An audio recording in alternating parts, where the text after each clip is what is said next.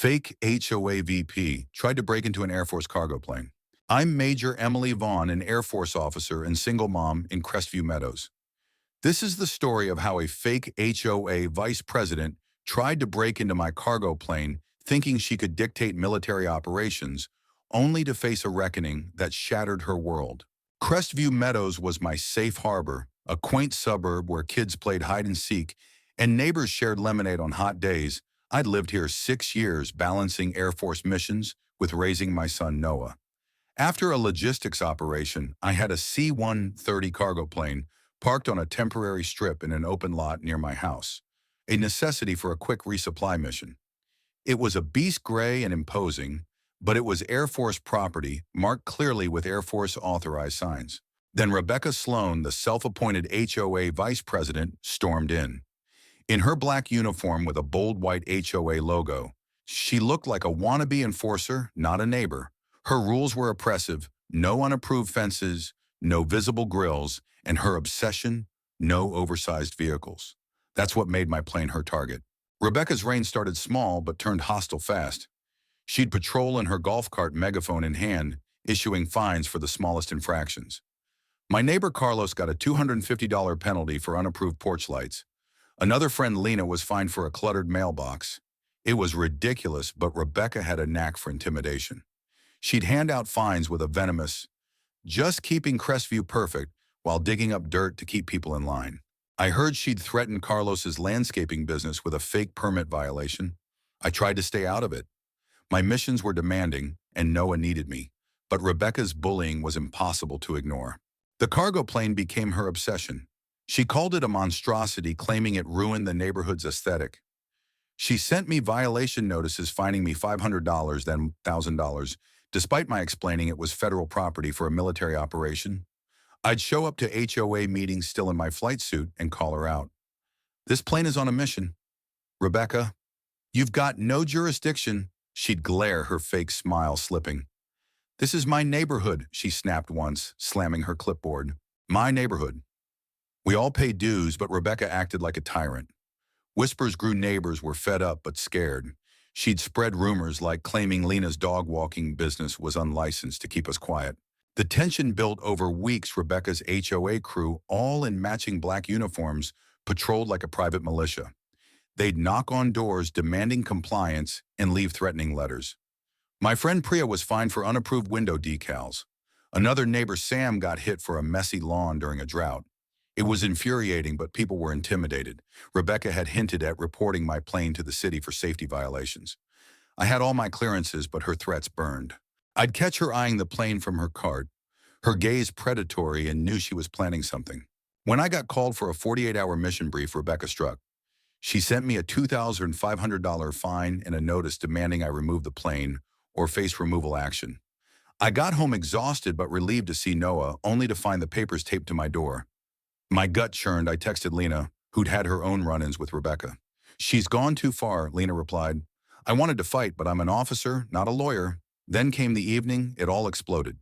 It was a cool September twilight, the sky a deep purple. When I heard shouts, I ran outside, Noah trailing behind, and saw the cargo plane, neon blue spray paint, scrawling, "Move this across the cargo door," the paint dripping onto the ground. The Air Force authorized sign was toppled, smeared with mud, and a crowbar lay on the pavement, evidence of an attempted break-in. My heart sank. This wasn't just vandalism, it was an assault on military property. I stood there, radio in hand, my blood boiling. Across the street, Rebecca and her HOA crew stood in their black uniforms, smirking. Rebecca held a spray can, her chin high, like she'd won a war. Neighbors gathered, phones out recording. I marched over, my voice low and lethal. "You just tried to break into an Air Force plane, Rebecca. That's a federal crime." She laughed, her eyes cold. "Your junk doesn't belong here, Emily. We'll handle it." The crowd gasped. That plane wasn't just a vehicle. It was loaded with critical supplies for a disaster relief mission. Damage to it could delay aid, costing lives. Lena ran up, furious. "This is treason, Rebecca." But Rebecca just shrugged, her crew nodding like drones. I called Air Force security and the local police. My hands trembling with rage, they arrived alongside federal agents, their lights flashing across the defaced plane. Rebecca spun a story about protecting community standards, claiming the plane was a hazard. Her crew backed her lies, their faces smug. The agents took statements, but Rebecca's confidence made my skin crawl. She thought she'd win. I looked at the plane. The paint still wet and felt rage and betrayal. But I'm trained to stay calm under pressure. This was my community, my duty, and I wasn't letting Rebecca derail it.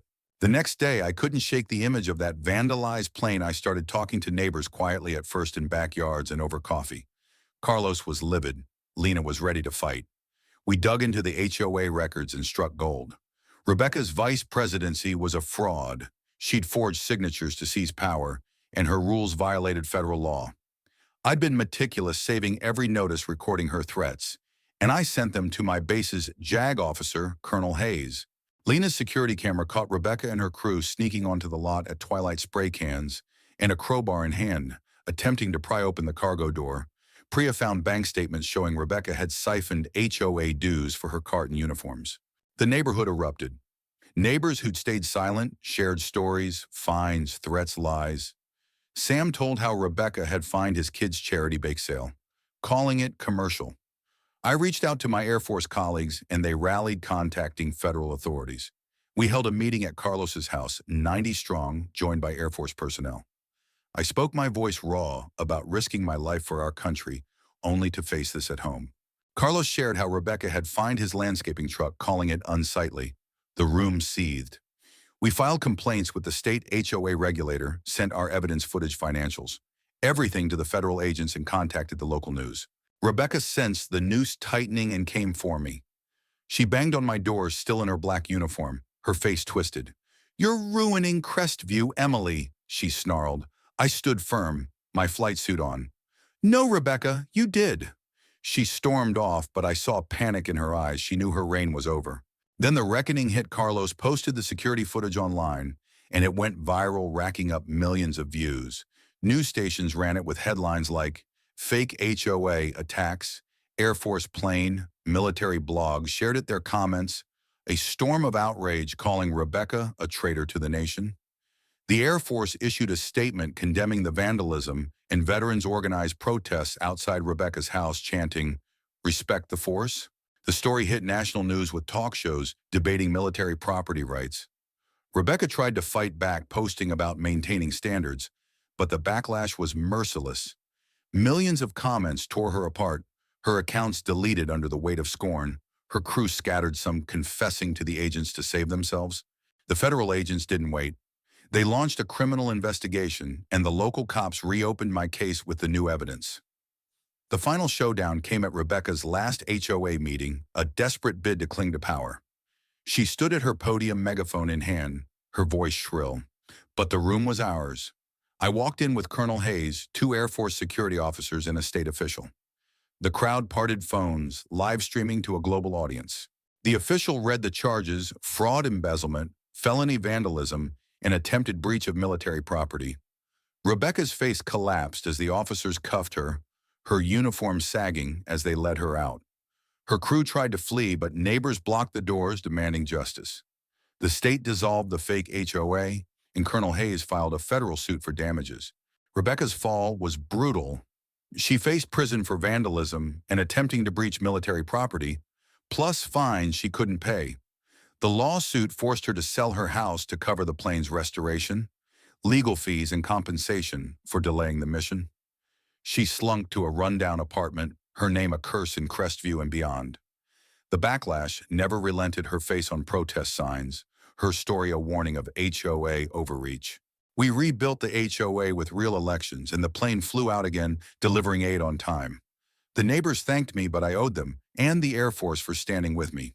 I'm just Emily, a pilot who loves her son and her country, but Rebecca taught me something: tyrants thrive on silence. When we spoke out, when the world roared, we crushed her. It wasn't just about a plane. It was about duty, community, and the courage to fight back. Rebecca's bitter end, alone and reviled, proved justice soars when heroes stand tall.